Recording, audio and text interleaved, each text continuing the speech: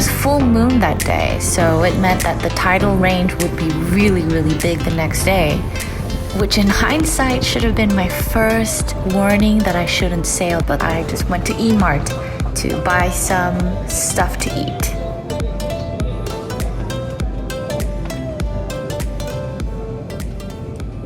There's new salt.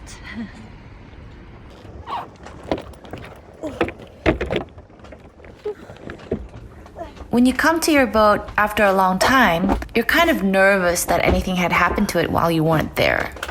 The first thing to check is the engine room. Yay! 다행이다. There's no water. It's so dry. I'm really proud. While the engine was running, I started to make New Salt livable again.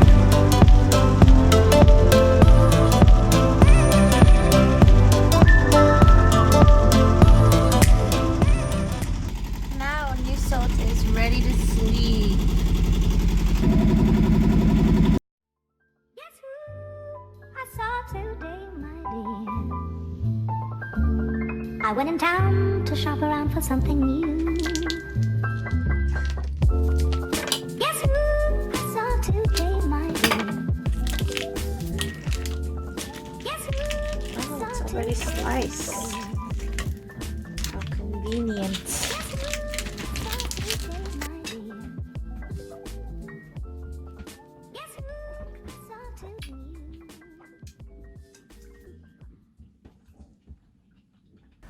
I could definitely feel that the wind was strong and I could see a lot of tide going in one direction. But silly me thought, wow, the wind is great today. And so I prepared the jib sail and excitedly I thought I would grease some parts of the sail so that I could put it up easily. Which, in hindsight, was really hard to do because of the wind. Things kept flying everywhere. And it should have been my second warning not to sail that day.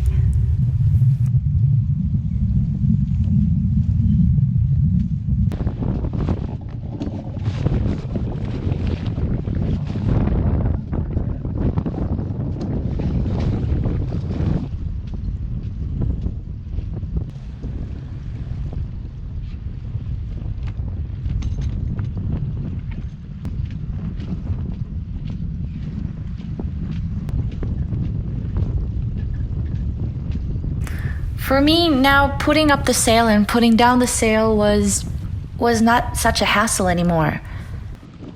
And now I was able to take care of things that were, well, secondary, but not really secondary because they were equally important. It really bothers me to see all the trash that swoops into this marina every day. Massive chunks of plastic.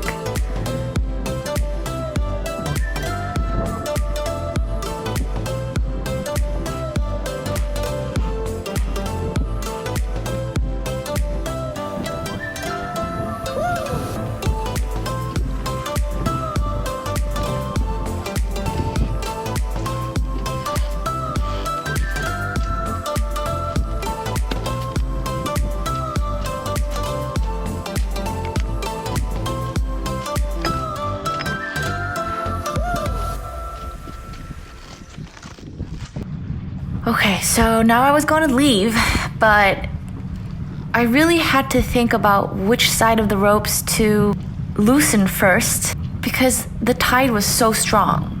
So I decided to let go of the starboard cleats first because I was afraid that I wouldn't be able to get on the boat if I let go of the port side cleats first.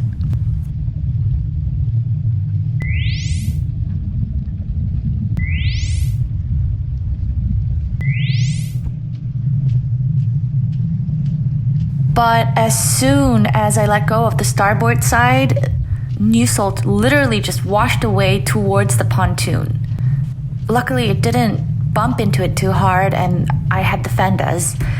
So I got in quickly and then I started the engine and I steered away. And luckily, nothing had happened. You probably can't see it, but I think I was in tears. I think I was actually crying at this point, which was like a few seconds since my departure from the pontoon, because the waves were so strong. Facing it alone was really terrifying. Now I couldn't go back because I wasn't sure that I would be able to park it safely, because leaving the pontoon itself was so hard. And I had to go forward, but forward seemed so scary.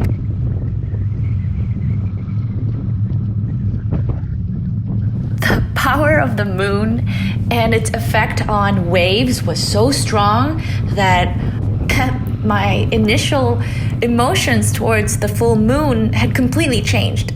It was nostalgia, beauty and sorrow and loneliness, and at the same time warmth, but now it was just furious power and just really more like Godzilla.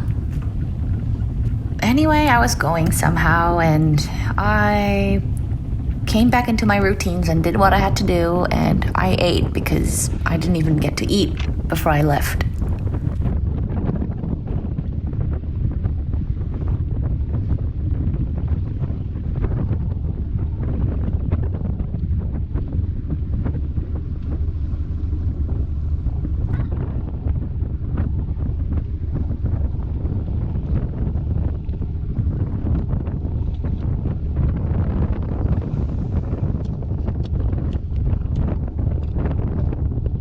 And human beings are just such forgetful animals, because I completely forgot about the fact that I almost just kind of got cast away by the wind and the waves, and I said, I should put up the mainsail by now because the direction is right.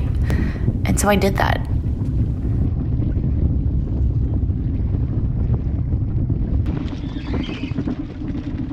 The first time that I went to Pijindo alone, which was last year, there wasn't much wind, but this time things were different. But I guess all those experiences of sailing with my crew and Che taught me a lot, because now I was able to touch the ropes on the right side that I never usually touch.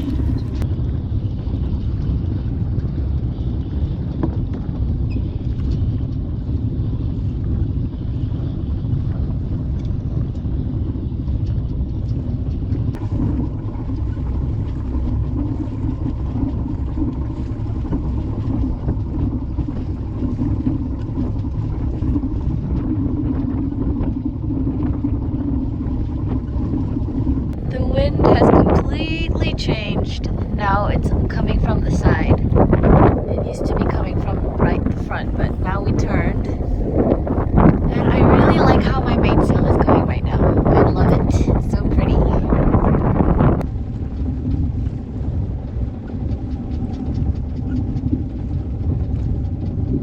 And everything seemed peaceful except for the fact that the boat wasn't really going fast enough because the tidal waves were going the opposite direction of us. So I started to think that maybe it was the propeller, and I put down the GoPro and I definitely did see something. So I had to stop. So midway from where I initially parted, which was Jugnim, and Pijindo, where I was heading towards again, there is another marina. So I went towards there. And I dived in and I saw some kind of sea plant stuck to the propeller, but it wasn't that big of a deal, so it meant that the waves were really, really strong. I felt relieved to figure out that New Salt was fine, but I was exhausted. Not just from sailing and being nervous and all, but when I got there, the first thing that the guardian of the pontoon came up to me to say was that you can't park here. It wasn't, who are you? Or what's wrong? Can I help you? But just get out because you can't park here. It's really hard to sail in Korea because it's funny because people who are in the yacht business or whatever, they keep saying how there should be more young people involved in the scene and whatnot, but they're never really accepting of young people And not to mention all of these questions I got, like, you're sailing alone? And the fact that if I were a guy, I wouldn't be questioned that way. I would just be asked, where are you coming from? Or where are you heading to? So it felt like I had a lot to prove, not just myself, but just the whole world. But I decided not to think too much about it because thanks to Che, I did get to know a lot of nice people who loved yachts and who were in support of, people who were sailing. And thinking about them just kind of made me feel like I should do this and not get discouraged. So I decided to get over it.